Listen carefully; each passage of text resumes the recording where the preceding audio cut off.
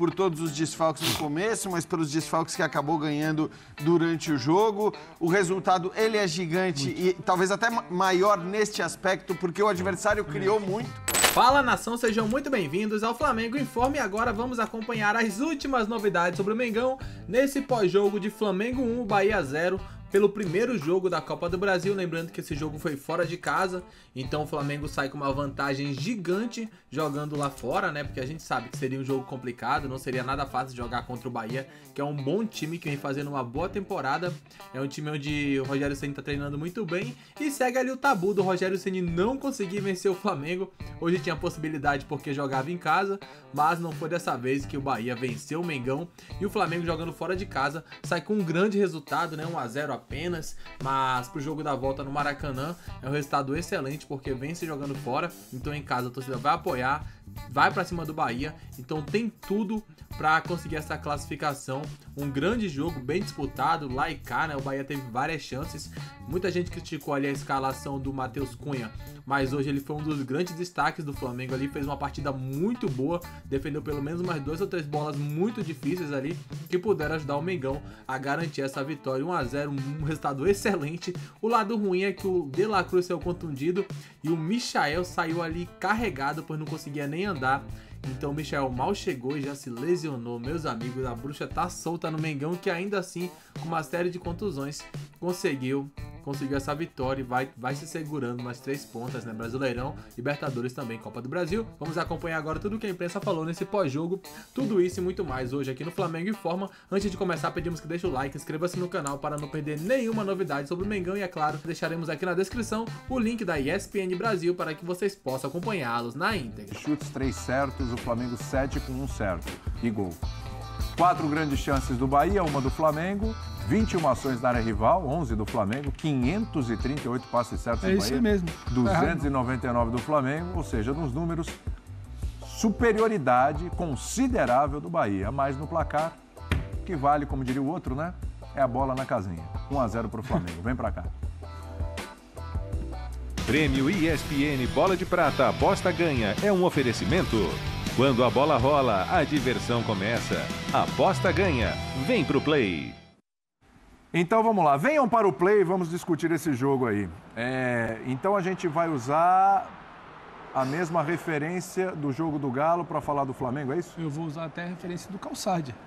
Como é que é o papo do Calçade? Não adianta querer ficar se apegando a desempenho, não sei o que. Tem um placar, mata-mata. E se você eu estou tentando anotar, o Flamengo termina o jogo com o Wesley de ponta, Varela, Everton Araújo, Michael entrou no lugar do De La Cruz, saiu machucado, era o Davi Luiz com o Léo Pereira, Fabrício Bruno, já não tinha mais o Léo Ortiz, Igor Jesus, sabe? Então, tem uma diferença aí pro Galo, né? O Flamengo está esfacelado. E você vê claramente que o Tite, quando começa ali, o César Sampaio até evita, né? Bater de novo do técnico do calendário. Sim. Perde o De La Cruz, perde o Michael, agora são mais 2, depois você vai pegar a listinha aí. A listinha aqui é grande, viu? Olha, e o Flamengo acabou com o Flamengo. Ele não teve muito pudor lá de quase que desenhar no primeiro tempo, porque ele foi lá para tentar se segurar. E assim como o Galo... Qual o pecado? No Morumbi.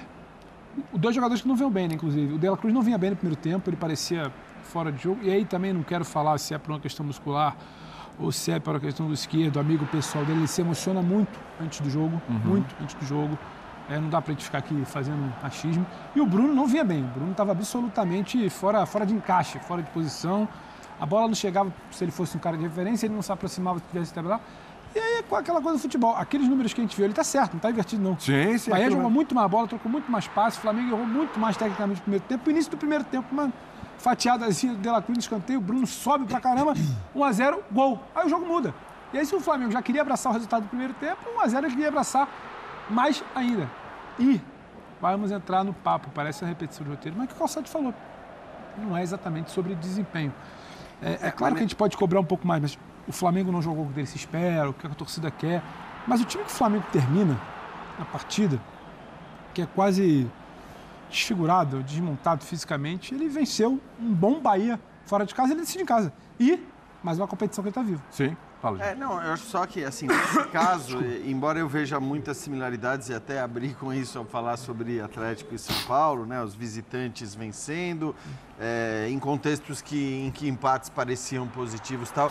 Eu só acho que nesse caso, e a gente viu ali nas estatísticas, né? As tais das grandes chances que eu citei, que o São Paulo praticamente não teve, o Bahia teve. Então, assim, para o Bahia acaba sendo um resultado muito cruel. É claro que o Flamengo tem mais que comemorar mesmo, porque o contexto era um contexto muito complicado, não só por todos os desfalques no começo, mas pelos desfalques que acabou ganhando durante o jogo. O resultado, ele é gigante e talvez até maior neste aspecto, porque o adversário criou muito.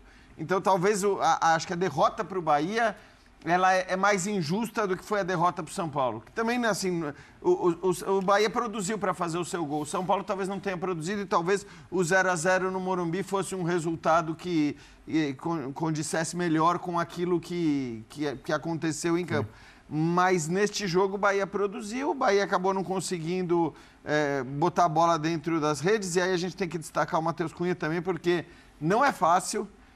A escolha que o Tite faz na Copa do Brasil, que não é algo tão comum no Brasil, mas que é muito comum na Europa, né? Sim, goleiro das Copas. Goleiro das Copas. Copa, no caso, né? Da Copa, porque você não vai pôr o goleiro na Libertadores. Até porque o Rossi vem jogando muito bem. Mas essa escolha ela é sempre muito arriscada, porque às vezes você coloca um goleiro que não está jogando constantemente, que não vem atravessando um grande momento, porque na verdade não vem jogando, e aí o cara acaba falhando. Vai tudo pro treinador. E aí vai tudo pro treinador.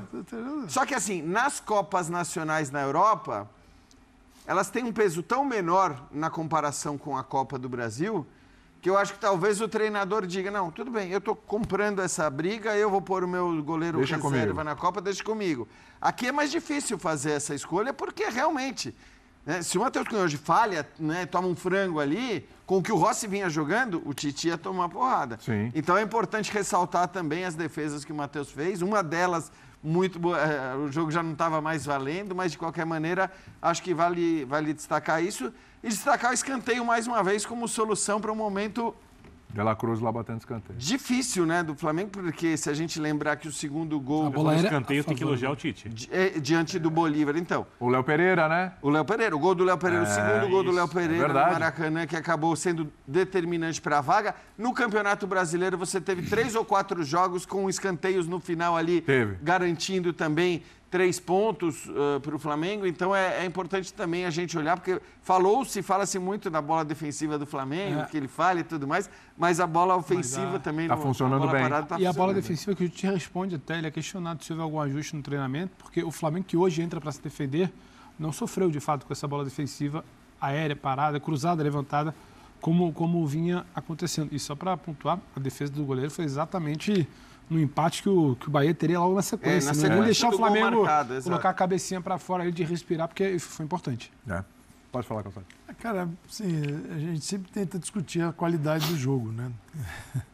É como alguém tentar discutir a qualidade do jogo a 3.600 metros. É duro, hein? Essa é uma das coisas mais divertidas que tem. Se discute a sobrevivência dos caras. Qualidade, sim, que você vê dentro de campo, tal, mas daí você não consegue partir para uma crítica, porque... Olha o Gerson.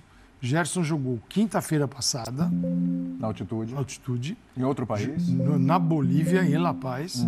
O Flamengo tem um avião, fretado, desce no Rio de Janeiro. Não é uma viagem assim. Para ele é muito mais fácil do que para a gente. Mas ainda assim. Mas não é uma viagem curta. E traz os efeitos da altitude com ele, as sequelas da altitude. Porque eles correram. Né? Sim. O Gerson, a imagem que quem estava em casa não viu, estava no estádio. Eu fiquei impressionado, mas era aquilo que a gente estava sentindo. Quando o jogo termina, é claro, eles vão no árbitro, pedindo a bola. Quando o árbitro apita, 8 dos 11... Você não vê isso acontecer, não. Os caras caem. Não é que você cai para se recompor. Não é algo simples, fácil. Então, eu sempre respeitei a altitude, porque eu vi os times perdendo rendimento lá no alto. E aí você vai estudar o que acontece nos efeitos, tem muita coisa disponível para entender isso. Então você já percebe que isso afeta o rendimento. E, cara, foi exatamente o que aconteceu no Flamengo. O Gerson jogou quinta, jogou domingo, ele jogou em La Paz, jogou no Rio de Janeiro e jogou em Salvador. E saiu saiu, absurdamente extenuado então, hoje. Aí nós vamos pegar e analisar o jogo do Gerson. Eu não tenho essa condição, eu não tenho essa crueldade. Seguinte, na hora que a gente conseguir oferecer aos jogadores o mínimo, Mas a gente vai analisar. Imagina se eu venho pro ar e falo assim, o Gerson... E o Gerson...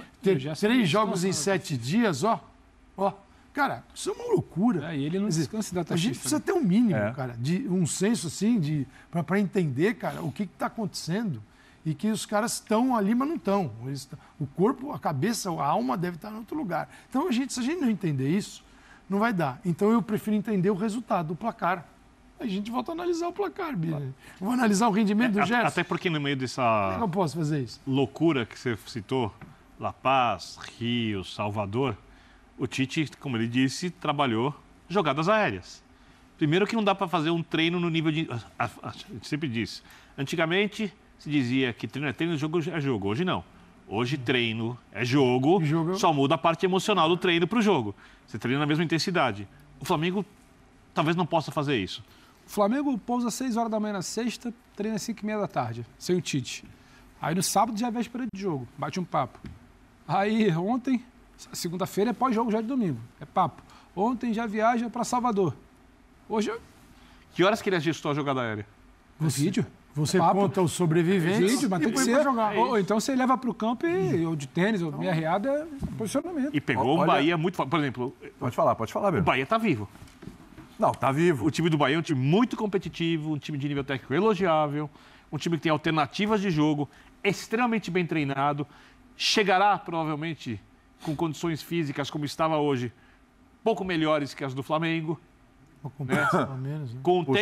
Com tempo para treinar durante a data FIFA, que o Flamengo provavelmente não terá, porque vários jogadores serão convocados e outros precisam se recuperar. Não vão se recuperar. Então, é óbvio que o Flamengo tem favoritismo para a classificação, depois de ganhar o jogo fora de casa, por causa do elenco, mas é um páreo duríssimo.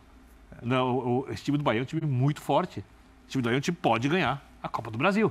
Não dá para descartar. Então, quando você consegue um resultado diante de uma situação totalmente adversa contra um time desse nível, é algo muito elogiável, principalmente numa jogada que foi trabalhada, ajustada nesse período. A gente conversa bastante.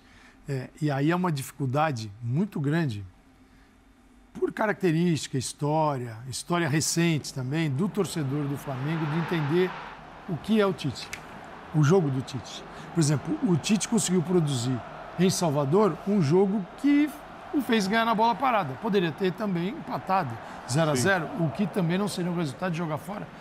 Ele foi lá pelo menos para trazer um empate.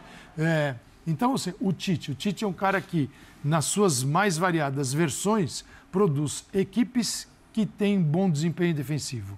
Essa é a base para começar a discutir o resto. Sim. Tem outros que não estão nem aí.